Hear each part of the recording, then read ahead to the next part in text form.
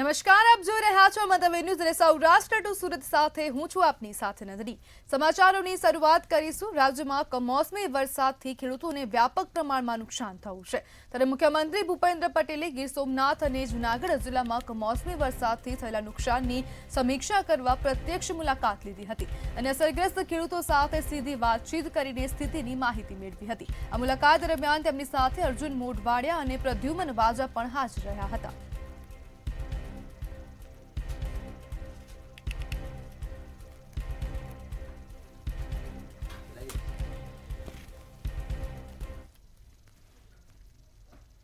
અમરેલી ખાતે કમોસમી વરસાદ બાદ કોંગ્રેસ દ્વારા ધરણા પ્રદર્શન યોજવામાં આવ્યા હતા।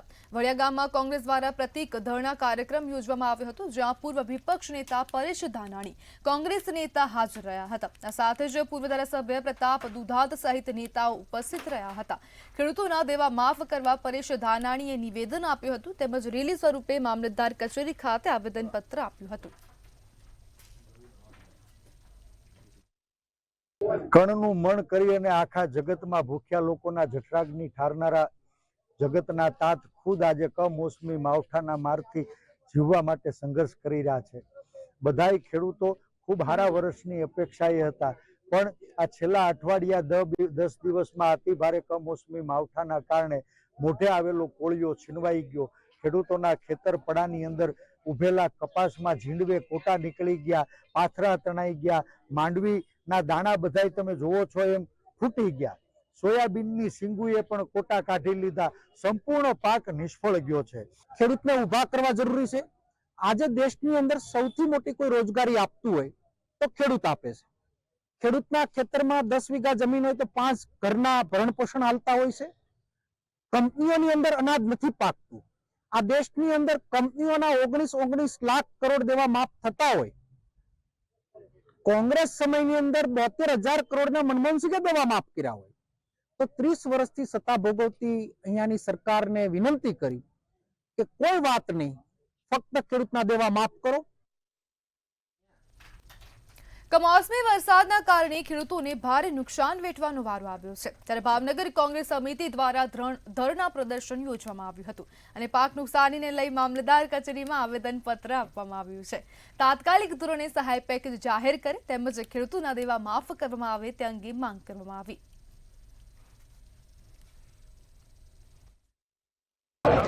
આજ રોજ ભાવનગર જિલ્લામાં અને ખાસ કરીને ભાવનગર તાલુકામાં માવઠાના લીધે ખેડૂતોને જે ખૂબ મોટા પાયે નુકસાન થયું છે, તેના સંદર્ભમાં મામલતદાર કચેરી ગ્રામ્ય ભાવનગરમાં અમે ભાવનગર તાલુકાના તમામ ખેડૂતો અને આગેવાનો મામલતદાર સાહેબને આવેદનપત્ર દેવા માટે આવ્યા છીએ। અમારી એક જ માગણી છે કે ખેડૂતોનું સંપૂર્ણ દેવું માફ કરવામાં આવે અને ખેડૂતો સાથે જોડાયેલા ભાગ્યાઓ અને ખેત મજૂરો માટે સરકારશ્રી તરફથી વિશેષ આર્થિક પેકેજ જાહેર કરવામાં આવે।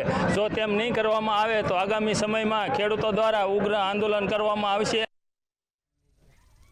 ખેડૂતોના પાક નુકસાનના વળતરની માંગ સાથે દ્વારકામાં ભાણવડ તાલુકા અને શહેર કોંગ્રેસ દ્વારા આવેદનપત્ર આપવામાં આવ્યું હતું। કમોસમી વરસાદના કારણે ખેડૂતોના તૈયાર થઈ ગયેલા પાક પર પાણી ફરી વળ્યા છે અને માલધારીઓના ઢોરના ચારાઓ પણ પલળી ગયા હોવાથી મોટા પાયે નુકસાન થયું છે, તેમજ જેમ ઉદ્યોગકારોની લોન સરકાર દ્વારા માફ કરી ખેડૂતો સાથે કેમ અન્યાય તેનો પણ આવેદનમાં ઉલ્લેખ કરવામાં આવ્યો છે, તેમજ તાત્કાલિક ધોરણે સરકાર દ્વારા સહાય આપવામાં આવે તેવી માંગ કરવામાં આવી। દેવભૂમિ દ્વારકા જિલ્લાના ભાણવડ તાલુકામાં જે કમોસમી વરસાદ થયો છે અને જે ખેડૂતોને અઢળક નુકસાન થયું છે, તેના અનુસંધાને આજે ભાણવડ તાલુકાના તમામ ખેડૂતોએ ભાણવડ મામલતદાર સાહેબને આવેદનપત્ર આપી અને પોતાની રજૂઆત કરી છે કે આ વર્ષનું સંપૂર્ણ દેવું માફ થાય અને જેને ધિરાણ નથી લીધેલા એના ખાતામાં હેક્ટર દીઠ સારામાં સારી રકમ જમા થાય કે 50,000 જેવી હેક્ટર દીઠ રકમ જમા થાય એવી તમામ ખેડૂતોની માગણી છે। અને નંબર 2 કે જે પશુપાલકો છે, માલધારીઓ છે, દૂધ ઉત્પાદકો છે કે એનો છારો અને તમામ ખેડૂતોનો છારો પણ સંપૂર્ણ નાશ થઈ ગયો છે। દિવાળી બાદ ખેડૂતોને મગફળીના પાકમાં મોટા પ્રમાણમાં નુકસાન થયું છે, જેને લઈ સૌરાષ્ટ્ર ઓઇલ મિલ એસોસિએશનના પ્રમુખ કિશોર વેડિયાએ મુખ્યમંત્રીને પત્ર લખ્યું છે। નાફેડ દ્વારા ટેકાના ભાવે મગફળીની ખરીદી શરૂ કરવામાં આવે તે પહેલા મોટા પ્રમાણમાં ઓપન માર્કેટમાં વેચાઈ ગઈ છે। સરકાર દ્વારા ટેકાના ભાવ નક્કી કરાય અને ઓપન યાર્ડમાં જે ભાવ મળ્યા છે જેનો ડિફરન્સ ડાયરેક્ટ ખેડૂતોના ખાતામાં જમા કરાવવામાં આવે તેવી રજૂઆત કરવામાં આવી। અતિવૃષ્ટિ વરસાદના કમોસમી વરસાદના કારણે ગુજરાતના ખેડૂતો બહુ મોટી મુશ્કેલીમાં આવી ગયા છે. તમામ પાકો નિષ્ફળ છે. એમાં ખાસ કરીને જોવા જઈએ આપણે તો મગફળીના પાક ઉપર મોટી નુકસાની થયેલ છે. એટલે સોમા તરફથી અમારું જે એક મંતવ્ય છે એ ગુજરાતના મુખ્યમંત્રી શ્રી ભૂપેન્દ્રભાઈ પટેલ અને કૃષિ મંત્રી શ્રી જીતુભાઈ વાઘાણીને રજૂઆત કરીએ છીએ. વિનંતી કરીએ છીએ કે તમામ ખેડૂતોને નુકસાન થયેલા તમામ ખેડૂતોને તાત્કાલિક ડાયરેક્ટ એમના ખાતામાં સહાય મળે. કમોસમી વરસાદના કારણે ખેડૂતોના તૈયાર પાકને ભારે નુકસાન થયું છે. ત્યારે જેતપુરના રૂપાવતી, ડેડરવા સહિતના ગ્રામજનોએ મામલતદાર કચેરી સુધી બાઇક રેલી યોજી હતી. પાક નુકસાનીને લઈ મામલતદારને આવેદનપત્ર આપવામાં આવ્યું હતું. તાત્કાલિક ધોરણે ખેડૂતોને સહાય આપવા અંગે રજૂઆત કરવામાં આવી તેમજ ખેડૂતોના દેવા માફ કરવામાં આવે તેવી પણ માંગ કરાઈ હતી. અને કમોસમી વરસાદના કારણે જે આખા વર્ષ ખેડૂત મહેનત કરતો હોય, પરસેવાની મહેનતથી જે એનું ઘર હાલતું હોય, આખા વર્ષની આખી મહેનત એક માવઠાના હિસાબે, અતિવૃષ્ટિના હિસાબે પાણીમાં વહી ગઈ છે. એની માટે અમે સરકાર પાસે એવી માંગ કરીએ છીએ કે તમામ ખેડૂતોને 100% વળતર મળે અને સાથે સાથે સરકાર પાસે એવી પણ માંગ છે કે તમામ ખેડૂતોના દેણું માફ થાય, જેથી જે અત્યારે આર્થિક પરિસ્થિતિ જે ખેડૂતની નબળી છે જેથી સદ્ધર થાય. કે સરકારને જે અમારી રજૂઆત છે, આ રજૂઆત માત્ર અમારા આટલા ખેડૂતોની નથી પરંતુ સમગ્ર ગુજરાતની છે કે સરકાર આ અંગે ત્વરિત નિર્ણય લે અને જેમ બને તેમ ઝડપથી ખેડૂતોને યોગ્ય ન્યાય અપાવે, જેથી કરી અને ખેડૂતો પોતાનું ભરણ પોષણ કરી શકે અને આગળનું જે વાવેતર જે રવિ પાકનું કરવાનું છે તે વાવેતર માટે ખેડૂતો પાસે રૂપિયા ન હોય તો જો સરકાર ઝડપથી સહાય ચૂકવે તો આ ખેડૂત પુત્રો તેના ખેતરની અંદર વાવેતર કરે અને બીજો પાક એ આશા સાથે લે કે તેની અંદરથી તેનું ગુજરાન ચાલે. કમોસમી વરસાદના કારણે ખેડૂતોના પાકને ભારે નુકસાન થયું છે. ત્યારે સોમનાથના ધારાસભ્ય વિમલ ચુડાસમાએ કલેક્ટર કચેરી સુધી રેલી કાઢીને આવેદનપત્ર આપ્યું છે. આગામી 6 તારીખ સુધી રાહત પેકેજ જાહેર નહીં થાય તો તમામ જિલ્લાઓમાં રેલી કાઢવામાં આવશે. જો તેમ છતાં પણ પેકેજ જાહેર નહીં થાય તો વિધાનસભાનો ઘેરાવ કરવાની ચીમકી ધારાસભ્યએ ઉચ્ચારી છે.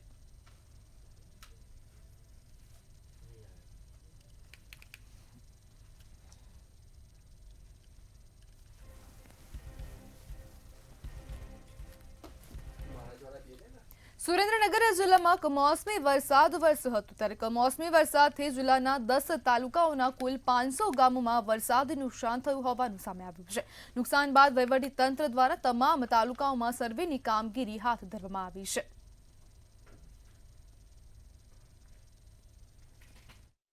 સુરેન્દ્રનગર જિલ્લામાં ઓક્ટોબર માસમાં છેલ્લા અઠવાડિયામાં થયેલા કમોસમી વરસાદના કારણે સુરેન્દ્રનગર જિલ્લામાં વાવેતર થયેલ કપાસ, મગફળી, દિવેલા, શાકભાજી વગેરે પાકોમાં થઈને લગભગ 5 લાખ હેક્ટર જેટલો અસરગ્રસ્ત વિસ્તાર થયેલો હતો.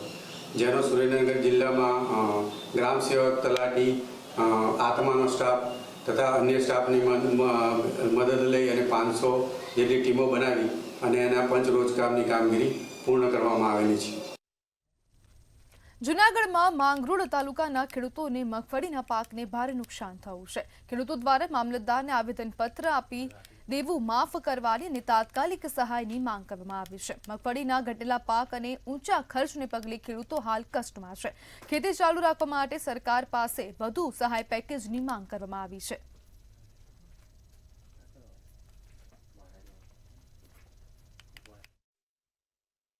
આજે સૌરાષ્ટ્રની અંદર અને ગુજરાતની અંદર જે વરસાદની અતિવૃષ્ટિને કારણે જે ખેડૂતોનો પાક સખત નિષ્ફળ ગયો છે અને સાવ પાયમાલ ગયો છે, તેમાં ખેડૂતોની આજે દશા અને દુર્દશા બધી બગડી ગઈ છે.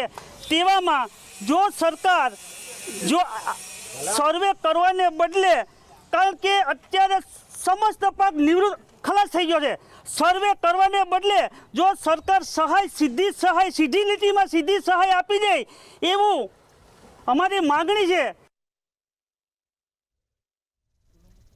ભાવનગરના મહુવામાં કમોસમી વરસાદના વિરામ બાદ પણ અનેક જગ્યાએ પાણી ભરાયા હોવાની સમસ્યા સામે આવી છે.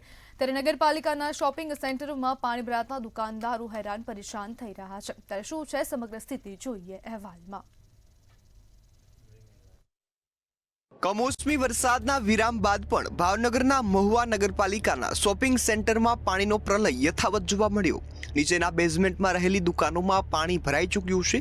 અમુક તો શોપિંગ સેન્ટર એવા પણ છે કે જેમાં પૂરેપૂરી દુકાનો પાણીમાં ગરકાવ થઈ ચૂકી છે, જેના કારણે દુકાનદારો હાલ મુશ્કેલીમાં મુકાયા છે. જેમાં ઇન્વર્ટર, બેટરી, પેનલો એવું બધું હતું અને પાણી ભરાણું છે. 4 થી 5 ફૂટ પાણી છે. 1 મહિનાથી સખત અહીંયા પાણીનો કઈ નિકાલ થતો નથી. 4 મોટરું મૂકીએ છતાંય તે અંદર ભૂગર્ભમાંથી પાણી નીકળે છે. તો આ બધાને નુકસાન થયું છે. 2-5 લાખ, 10 લાખ, આ ભાઈને 15 લાખનું નુકસાન થયું છે. અહીંયા અમારે બહુ ઝાઝી નુકસાની વરસાદના હિસાબે છે. મશીન પણ પાણીમાં ડૂબી ગયેલા છે ઓફિસની અંદર, ને કમસે કમ 20-25 લાખ રૂપિયાનું નુકસાની છે.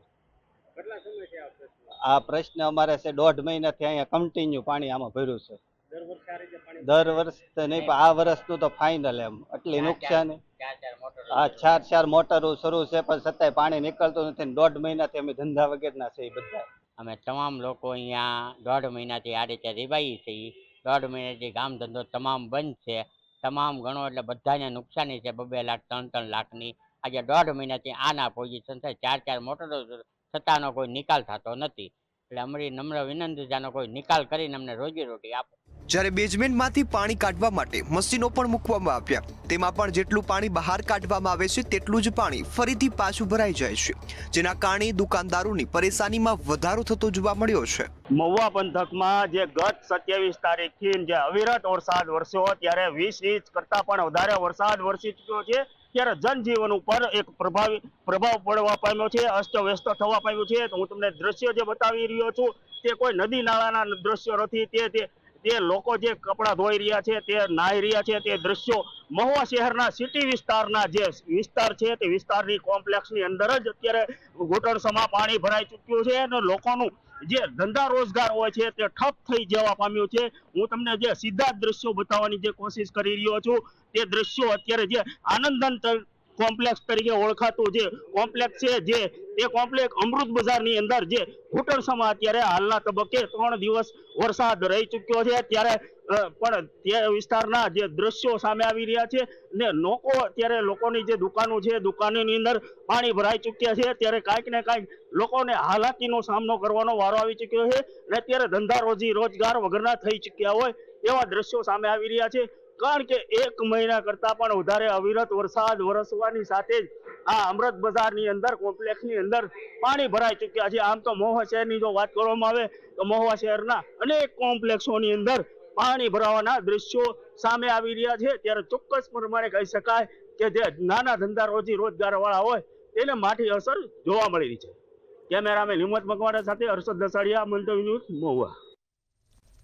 જૂનાગઢ ગિરનારની લીલી પરિક્રમા આ વર્ષે કમોસમી વરસાદના કારણે બંધ રાખવામાં આવી છે. ત્યારે દૂર દૂરથી આવી રહેલા પ્રવાસીઓ જૂનાગઢ શહેરના ગિરનાર પર્વત ઉપરકોટ, સકરબાગ, પ્રાણી સંગ્રહાલય સહિતના સ્થળો પર ઉમટી રહ્યા છે. પ્રવાસીઓ દ્વારા જણાવવામાં આવ્યું હતું કે અમે લોકો ગિરનારની પરિક્રમા નથી કરી શકતા, તેનું અમને દુઃખ છે, પરંતુ આપણો ઇતિહાસ ઉજાગર કરતો અને આપણી વિરાસતને જાળવી રાખતા આપણા પ્રાચીન સ્થળોની મુલાકાત લઈને અમે ઘણો જ આનંદ લઈ રહ્યા છીએ. પરિક્રમા બંધ છે એનું મને ખૂબ જ દુઃખ છે, પણ જૂનાગઢના પર્યટન સ્થળે ફરીને હું ઘણી ખુશ છું. જે પરિક્રમામાં ના આવવાનું જે દુઃખ હતું મને, પણ અહીંયા આવ્યા પછી મને ઘણી બધી ખુશી થઈ. ઘણું બધું સારું જોવા મળ્યું, આપણો વારસો જોવા મળ્યો. ઉપરકોટ કિલ્લાની જે બધી સગવડતા છે, એમાં તે જે બધી નવીનતા, બધું એના પછી રિનોવેશન કર્યા પછીની જે બધી નવીનતા છે એ પણ બધું ઘણું સારું છે અને હું यहाँ फरीने खूब खुश हूँ. तो एक्चुअली हमारा मेन जो है यहाँ पे आना उद्देश्य था वो परिक्रमा का था, लेकिन यहाँ पे कुछ बारिश होने की वजह से ऐसा सुनने को मिला है कि परिक्रमा अभी बंद हो गई है. तो हमने बहुत कोशिश की, लेकिन अभी हम वेट ही कर रहे हैं कि भगवान करे और हमें वो दिन आ गए कि हमें परिक्रमा करने के लिए मिल जाए भगवान की कृपा से. लेकिन अभी तक तो हो नहीं रहा है. फिर भी हम 2 दिन यहाँ पे वेट करेंगे, कल परसों में. होगा तो हम डेफिनेटली करने वाले हैं। અડીકડી વાવ જે ઉપરકોટ કિલ્લામાં આવેલી છે, ઉપરકોટ કિલ્લો જે છે એ સૌથી વધારે મહત્વનો અને ફેન્ટાસ્ટિક અને પોપ્યુલર થઈ ગયો છે સૌરાષ્ટ્રના લોકોમાં, પ્રવાસીઓ આવવા માટે. અત્યારે આપણે વાત કરીએ તો દિવાળીના સિઝનમાં ગયા દિવાળી કરતાં બહુ સારો પ્રતિસાદ રહ્યો. લગભગ 5,000 એવરેજ રોજના ટુરિસ્ટ આવતા હતા. પછી પરિક્રમાનો પણ સારો લાવો હોય છે. આ વખતે થોડોક કુદરતનો વરસાદ વધારે રહ્યો તો પરિક્રમા જે રીતે દર વર્ષે થાય છે એ વખતે થઈ ના શકી. ખાલી સાધુ સંતોએ પરિક્રમા કરી છે, પણ ઘણા બધા લોકો જૂનાગઢમાં આવ્યા છે. તો એનો જે ઇફેક્ટ છે એ ઉપરકોટ કિલ્લામાં પણ જોવા મળી રહ્યો છે. રાજકોટ સહિત રાજ્યના સસ્તા અનાજના વેપારીએ 20 પડતર માંગણીઓના મુદ્દે છેલ્લા 3 દિવસથી આંદોલનના મંડાણ કર્યા છે. ત્યારે હડતાલના પગલે રાજકોટના 3.25 લાખ સહિત રાજ્યના 75 લાખથી વધુ પરિવાર રેશનિંગના જથ્થાથી વંચિત રહ્યા છે. ફેર પ્રાઇઝ શોપ એસોસિએશનના સભ્યોને કહેવું છે કે ગુજરાત સરકારના પુરવઠા મંત્રી અને સંબંધિત અધિકારીઓ સમક્ષ અમારી 20 મુદ્દા બાબતે વારંવાર રજૂઆત કરી છે. જ્યાં સુધી અમારી માંગણીઓ નહીં સંતોષાય ત્યાં સુધી અમે હડતાલ નહીં સમેટીએ તેવી ચીમકી અપાઈ છે.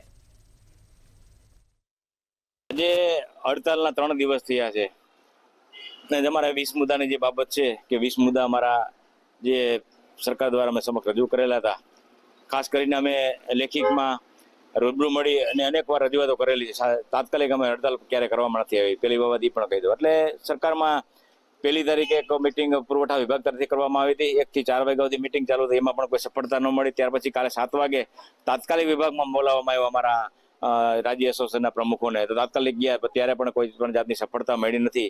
તો ક્યાંક ને ક્યાંક સરકારશ્રી આ બાબતમાં યોગ્ય કરે એવી મારી વિનંતી. ખાસ કરીને રાજકોટ ખાતે સોશિયલ મીડિયામાં મિત્ર બનવું સગીરાને ભારે પડ્યું છે. સોશિયલ મીડિયામાંથી ફ્રેન્ડ બનેલી સમીનાએ સગીરાનું અન્ય યુવક સાથે સંપર્ક કરાવ્યો હતો.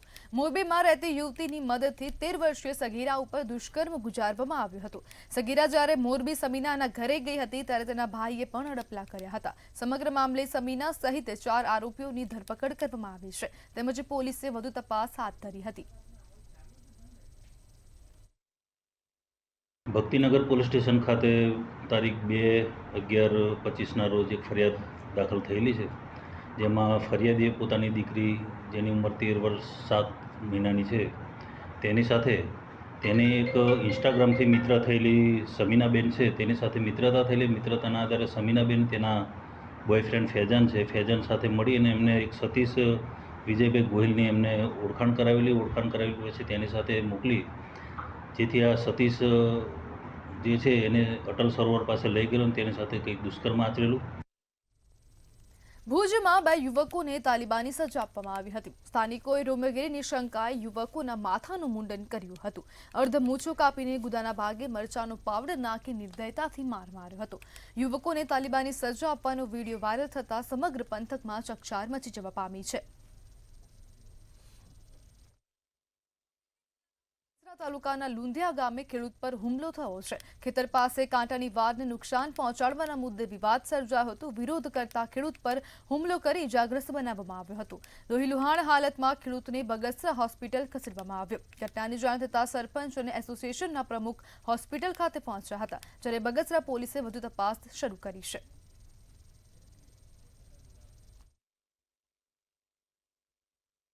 નાથાભાઈ બાવસિયા મારું નામ છે. મેં એક જમીન મારી સામે ભાંડરવાળાની વાવવા રાખી છે, ત્યાં દેવી પૂજક વાઇટ કાપતા હતા. મેં એને ના પાડી એટલે એણે મને સીધો ઘા કરી દીધો, એટલે હું પડી ગયો. મારા ગીંજામાં 5,000 રૂપિયા હતા, એ લઈને વી ગયા. તમે અત્યારે શું કાર્યવાહી કરી? અત્યારે તો અહીંયા ખાતું આવીને લખી ગયું સરકારી દવા. અને એને લોહી લોહાણ હાલતમાં જોતા મને થોડીક આ વિષય ગંભીર લાગ્યો. ગંભીરતા દાખવીને મેં પીઆઈ મેડમનો કોન્ટેક્ટ કરવાનો, સંપર્ક કરવા માટે પીએસઓ મેડમને કીધું કે ભાઈ પીઆઈ સાહેબને કહો એમને અનુકૂળતા હોય તો મારે મળવું છે ને આ એક ગંભીર બાબતની ચર્ચા કરી છે. એ મને ન ઓળખતા હોય એવું લાગ્યું, એટલે મેં એમને કીધું કે હું લુંઘિયાના સરપંચ છું. તો એમણે મને સીધું જ એવું કીધું કે સરપંચ હોવો તો શું છે. આ ભાષામાંથી શીઘ્ર જ્યારે અમે એક ફરિયાદીને લઈને આવ્યા છે, લોહી લોહાણ હાલતમાં જ ફરિયાદી ત્યાં મોજૂદ ઊભો છે, તેમ છતાં જો અમારી સાથે આવું વર્તન થતું હોય તો આવું કૃત્ય કેટલા લોકો સાથે થતું છે. બેફામ ફી વસૂલતી શાળાઓ સામે સુરતના ડીઈઓ એક્શન મોડ પર જોવા મળી રહ્યા છે। ડીઈઓએ એફઆરસીના નિયમોનું પાલન કરવા શાળાઓને સૂચના આપી છે। એફઆરસી અનુસાર ખાનગી શાળાઓ વન ટાઈમ એડમિશન ફી લઈ શકશે નહીં, તેમજ ખાનગી શાળાઓ ટ્યુશન ફી લઈ શકશે નહીં। જો કોઈ શાળા વધુ ફી ઉઘરાવશે તો કડક કાર્યવાહી હાથ ધરવામાં આવશે। સુપ્રીમ કોર્ટમાં એસએલપી જે દાખલ કરવામાં આવી હતી એ અનુસંધાનમાં તેનો વચગાળાનો જે રિપોર્ટ આવ્યો છે, વચગાળાનો જે આદેશ આવ્યો છે એને ધ્યાનમાં રાખી તમામ શાળાઓને તાકીદ કરવામાં આવી છે કે એફઆરસી દ્વારા જે ફી નક્કી કરવામાં આવી છે એ ફી સિવાય ઉપરાંત વધારાની પ્રવેશ ફી, સત્ર ફી અથવા તો ટ્યુશન ફી કોઈપણ પ્રકારની કોઈ શાળા લઈ શકશે નહીં। જો શાળા આ બાબતની ફી લેતી હશે, ધ્યાનમાં આવશે તો શાળાની વિરુદ્ધમાં કડકમાં કડક કાર્યવાહી કરવામાં આવશે। સુરતમાં કામદારોના પડતર પ્રશ્નોને લઈ વિરોધ પ્રદર્શન કરવામાં આવ્યું હતું। આગામી 10મી નવેમ્બર અમદાવાદ ભારતીય મજદૂર સંઘ દ્વારા આક્રોશ રેલીનું આયોજન કરાયું છે। રેલીમાં આંગણવાડીની મહિલાઓ સહિત એસટીના કર્મચારીઓ સહિતના લોકો જોડાશે। સરકારને વારંવાર લેખિત અને મૌખિક રજૂઆતો કરવા છતાં કોઈ નિરાકરણ નહીં આવતા હવે કામદારો લડી લેવાના મૂડમાં જોવા મળી રહ્યા છે।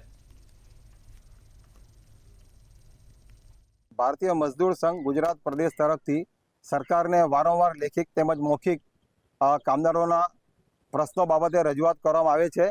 ગુજરાત પ્રદેશની અંદર 160 જેટલા અમારા યુનિયનો છે અને 160 યુનિયનોના કામદારોના પ્રશ્નો ઘણીવાર સરકાર એ બાબતે ચર્ચા માટે બોલાવે છે, પણ ફક્ત ચર્ચા કરીને મિટિંગો પૂરી થઈ જાય છે। એનો કોઈ આજ દિન સુધી પોઝિટિવ સકારાત્મક નિર્ણય આવેલ નથી, જેના કારણે ભારતીય મજદૂર સંઘ ગુજરાત પ્રદેશે તારીખ 10મી નવેમ્બર 2025ના રોજ રિવરફ્રન્ટ અમદાવાદ ખાતે એક ખૂબ જ મોટી વિશાળ કામદારોની આક્રોશ રેલીનું આયોજન કરેલું છે।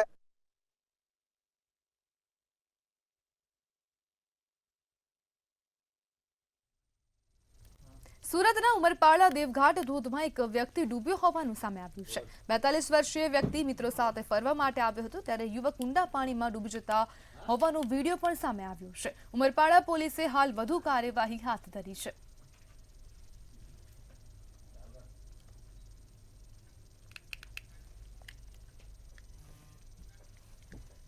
સુરતમાં કમોસમી વરસાદના કારણે રોગચાળો વકર્યો હોવાનું સામે આવ્યું। શરદી, ખાંસી, ડેન્ગ્યુ, મેલેરિયા સહિતના કેસોમાં વધારો થયો છે। નવી સિવિલ હોસ્પિટલમાં દર્દીઓની લાંબી કતારો લાગી હતી। સિવિલ હોસ્પિટલમાં દરરોજ 4000થી વધુ દર્દીઓ તપાસ માટે આવી પહોંચે છે। આરોગ્ય મંત્રીની સૂચનાના પગલે સિવિલમાં દવાનો જથ્થો ઉપલબ્ધ કરવામાં આવ્યો છે। સિવિલ હોસ્પિટલ સુરત ખાતે તમામ પ્રકારની આપણી તૈયારીઓ છે અને આરોગ્ય મંત્રીશ્રીએ જે શનિવારે મિટિંગ કરી તેના સંદર્ભમાં દવાઓનો જથ્થો પણ પૂરતા પ્રમાણમાં ઉપલબ્ધ છે। લગભગ આશરે 4 થી 4.5 હજાર જેટલા દર્દીઓ ઓપીડી બેઝ પર ટ્રીટમેન્ટ લેતા હોય છે। એ લગભગ 5 થી 7% જેવા કેસીસ વધ્યા છે, પણ આપણી પાસે દવાઓનો પૂરતો જથ્થો છે અને તમામ સ્ટાફ ઉપલબ્ધ છે અને સારી રીતે સારવાર આપવામાં આવી રહી છે। જામનગર જિલ્લામાં આવતીકાલથી એસઆઈઆર અભિયાનની શરૂઆત થવા જઈ રહી છે। જિલ્લા વહીવટી પ્રશાસન દ્વારા મતદાર યાદી સુધારણા માટે ખાસ કામગીરી હાથ ધરવામાં આવી છે। નિશ્ચિત કરાયેલા બીએલઓ ઘર ઘર જઈને ફોર્મ વિતરણ કરશે અને ભરેલા ફોર્મ એકત્ર કરશે। જિલ્લાના 5 વિધાનસભા વિસ્તારમાં આ અભિયાન સતત 3 મહિના સુધી ચાલશે। આગામી 3 મહિનામાં બીએલઓ તબક્કાવાર રીતે 3 વાર ડોર ટુ ડોર મુલાકાત કરશે, જેથી કોઈ મતદાર છૂટી ન જાય। પ્રશાસન દ્વારા તમામ મતદારોની સક્રિય ભાગ લેવાની અપીલ કરવામાં આવી છે। તારીખ 4/11/2025 થી બીએલઓ દરેક મતદારોના ઘરે ઘરે જઈ અને એન્યુમરેશન ફોર્મનું વિતરણ કરશે। 4/11 થી 4/12 સુધીમાં બીએલઓ દ્વારા દરેક મતદારોને એમના ઘરે આ મતદારની ગણતરીનું ફોર્મ છે એ મોકલવામાં આવશે। ત્યારબાદ 9 ડિસેમ્બરના રોજ મતદાર યાદીનો ડ્રાફ્ટ રોલ પ્રસિદ્ધ કરવામાં આવશે। 9 ડિસેમ્બરથી 8 જાન્યુઆરી સુધી તમામ મતદારો પોતાનું હક દાવાઓ રજૂ કરી શકશે અને ત્યારબાદ આની મતદાર યાદીની આખરી પ્રસિદ્ધિ કરી શકશે। આ દરમિયાન તમામ રાજકીય પક્ષો સાથે અમારી પરામર્શ બેઠક પૂર્ણ કરી દેવામાં આવેલી છે। જિલ્લા કક્ષાની તમામ બીએલઓને તારીખ 1/11 થી 3/11 સુધીમાં આ કામગીરી કઈ રીતે કરવાની એની પણ સઘન તાલીમ આપવામાં આવેલી છે। તો સમાચારોમાં હાલ બસ આટલું જ। હવે જુઓ સીધો સંવાદ મારા સહયોગી રોનક સાથે।